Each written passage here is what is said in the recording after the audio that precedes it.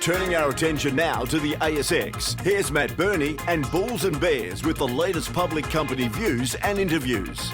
Welcome to Bulls and Bears, where we break down the latest ASX announcements from public companies that are doing interesting things. Today's Bulls and Bears report is brought to you by Resources and Energy Group, ASX code REZ. I'm Matt Birney and I'm joined now on 6PR by the Executive Director of Resources and Energy Group, Richard Poole. Hi, Richard. G'day, Matt. Resources and Energy Group is a gold exploration company with projects in WA and Queensland within established goldfields that include historical mines. The company's two key assets are the Mount Mackenzie Silver Gold Project in Queensland and the Menzies Gold Project near the goldfields town of Menzies that is littered with old mine shafts and historical workings. Richard, your latest drill hits from Menzies lit a bit of a fire under your share price that I see tripled on the announcement. What were the best intersections from the recent campaign at your Gigante Grande prospect at Menzies? Yeah, well, we're pretty happy. We had some amazing results down there. We had 66-metre wide zone of mineralisation, so 20 metres at 506 with a massive hit down there in that intersection of a metre at 76.4, so very excited. Is it still open? Still open at depth. We're only 134 metres and we stopped the hole, I think, at 136, 137 metres. I note that previous drilling to the north of that, which I guess is potentially an up-plunge system from Gigante Grande, also heralded some pretty good numbers. What were the key results to the north? Up there, we were stopped a bit short, so we were disappointed we didn't get below 80 metres, but we had 18 metres at 1.67 and we had 8 metres at 3.02 from about 34 metres down the hole. We know there's more gold up there and there's some old drill results along that line as well that we've previously announced that I think will show to people there's a pretty exciting result happening at Gigante Grande. Great name, by the way. Now, tell me, what's the history of the area around your project? I saw a ridiculous number of old historic mine shafts on the map, which is always a pretty good sign because those old timers didn't dig those shafts for nothing in the 40-degree heat, did they? Yeah, I think it was first mined in about 1895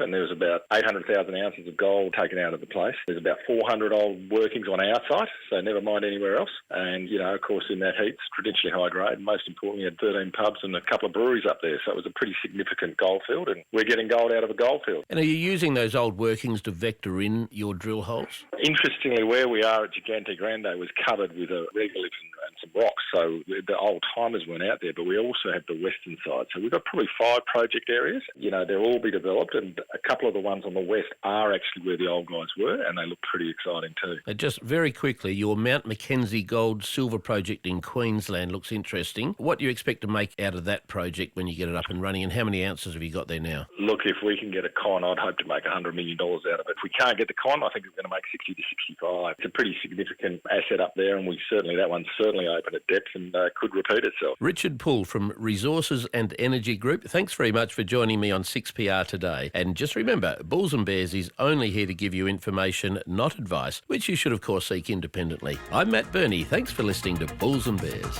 For more public company CEO interviews, go to the Money page at 6pr.com.au and click the Public Companies tab.